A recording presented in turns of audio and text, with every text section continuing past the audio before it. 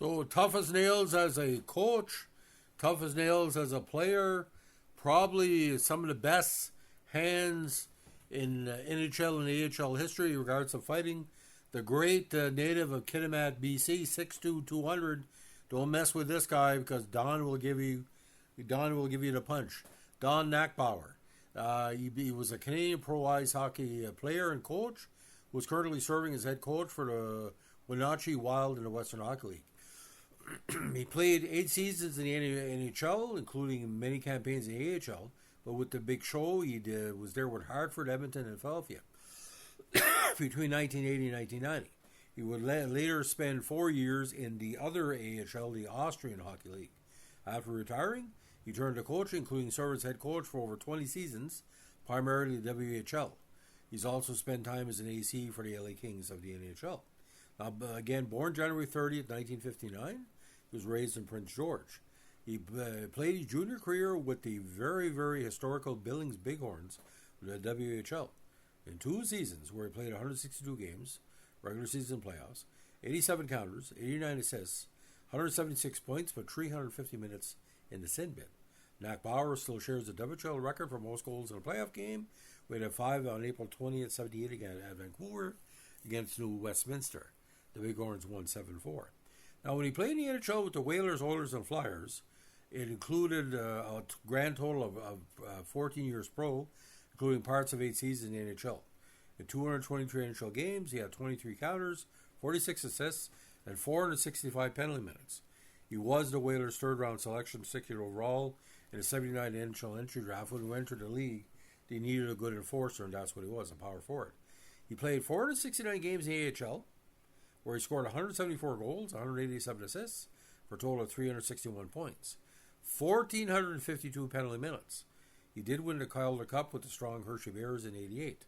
Now, when he played for ATSE Graz and EC Graz in Austria from 90 to 94, he scored an additional 106 goals and 103 assists for 209 points. Now, Nachbaur began his coaching career in the 95 season when he was named head coach of the Seattle Thunderbirds. He was WHL Coach of the Year that year with a 42-28-2 record and was their head coach until 2000. He then served as an AC for the Phantoms of Philadelphia of the AHL from 2002. From 2003 to 2009, he served as head coach of the Tri-City Americans WHL with a .592 winning percentage with 235 victories. His teams made the playoffs in each of his seasons behind the bench, getting to the conference final in 2008. On November 29, 2008, he became just the 10th WHL coach to win 400 games when the Americans defeated the Vancouver Giants. When the Americans won the WHL's U.S. Divisional regular season title each of his last 2 seasons, it was the first time in franchise history to accomplish the feat.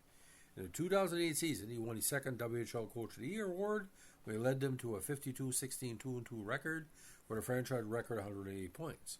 For the 2010 campaign, Nachbaur joined the Binghamton Senators of AHL. After the season, he returned to WHL and joined the Spokane Chiefs as their head coach. At the end of the 2017 campaign, and with the Chiefs now making the playoffs for the first time in many years, it was announced that Nachbaur and the Chiefs were parting ways. Now, in 2017, the Kings hired him as an AC. He was eventually fired from the Kings in November 2018, along with head coach John Stevens. After leaving the Kings, Nachbaur was hired as head coach of HKM Zovlin of the Slovak Extraliga for 2020. On June 15, 2020, he was announced as new head coach of SC Bern in the National League, joining the nation's capital on the 2-year deal. Now, unfortunately, Nachbaur resigned from the post just 6 months later. After leaving Bern, he returned to the Tri-City Americans in February 2021, this time as an AC for the remainder of the 2001 WHL season. Prior to 2022, Nachbaur was hired by the Flames as an AC for the top-level affiliate, the Stockton Heat of the AHL. He would remain with the team to remove to become the Calgary Wranglers. Now, in July of last year, he was named a new head coach for the Wenatchee Wild of the WHL.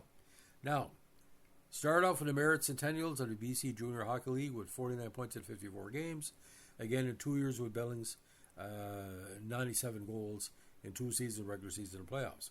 First season of pro, Springfield, he had 119 minutes of penalties, 29 points. Rookie season with Hartford, 33 points, 16 goals, 139 minutes of penalties, 26 points. Now, 83 was a weird year. He moved on to Edmonton, but played most of the season with the Alpines in Moncton with 66 points in 70 games. Edmonton, no goals and 4 assists, did play the postseason to help the Oilers get to the finals.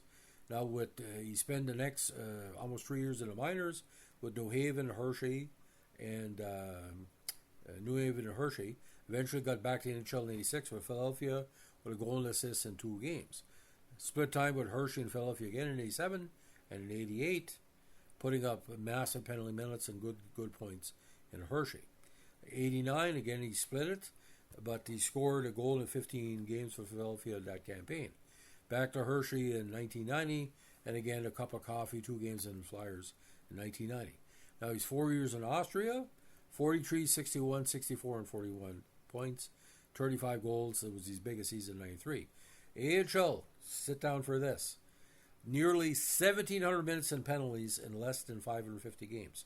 174, 187, 469 games, 1,452 minutes in penalties in a regular season, 24 points in a postseason, 222 minutes in penalties. NHL, 465 minutes in penalties in 223 games, 23 counters, 1 goal, 1 assist, and 24 playoff contests. Now, as a coach, in the full season, he coached the WHL, again, coached in Binghamton of the AHL 2010, HKM Slovan in the Slovak League, National League SC Bern, Seattle Thunderbirds from 94 to 2000, Tri-City Americans from 2003 to 2009, and the Spokane Chiefs from 2010 to 2017. 698 wins in the WHL. So Nachbaur came very close to a cup in 83, but they were very lucky to have him because 83 was a rough season for the Oilers. But I don't understand why the Flyers never gave him a better chance, because the Flyers could use of an enforcer around that era because they're getting banged around quite a bit. But Nachbaur, I've seen a few of his fights, and my God, when the hammer came down like the hammer of Thor, he is sort of like the lost enforcer of the 1980s and 90s because he played so much in the AHL. He was a skilled player. I mean, you can't score all these goals in the AHL and in the minor leagues. But you got to look at this for, ladies and gentlemen. He's been part of a major hockey in a lot of ways from 1976 to 2025. That's almost 50 years.